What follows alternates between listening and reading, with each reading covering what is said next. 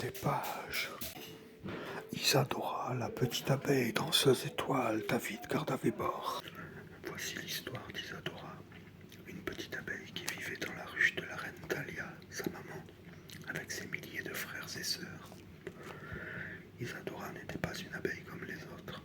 Souvent, elle prenait son envol et allait se poser loin de la ruche, sur une belle grosse fleur. Là, les yeux fermés, elle rêvait. Elle rêvait qu'elle était une petite abeille dans ses étoiles d'opéra. Mais la reine Thalia ne plaisantait pas avec les traditions des abeilles. Elle disait à Isadora: une abeille est une nettoyeuse, une maçonne, une gardienne, une nourrice, une ventileuse et une butineuse. Mais elle n'est sûrement pas une danseuse, étoile ou pas étoile. Thalia était toujours accompagnée d'un petit bourdon malicieux qui s'appelait Zozo et qui répétait tout ce qu'elle disait. Une abeille n'est pas une danseuse, elle fabrique du miel. Mais Isadora ne voulait pas participer à la fabrication du miel. D'abord, elle n'aimait pas ça, le miel. Perk, ça colle le miel. Et puis, je ne veux pas travailler pour les ours, ni pour les humains.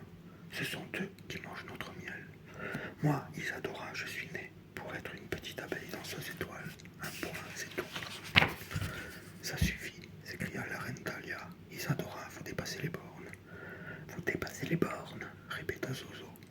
En furie, la reine des abeilles décida de punir sa fille. Elle la fit enfermer dans sa chambre et ordonna à un bourdon de monter la garde devant sa porte pour lui interdire d'en sortir. Et pour l'empêcher de s'envoler par la fenêtre, Thalia y fit installer des barreaux. Voilà, dit la reine, elle va abandonner ses rêves stupides de danseuse étoile d'opéra. C'est qu'elle finirait par contaminer toute la colonie. Toute la colonie!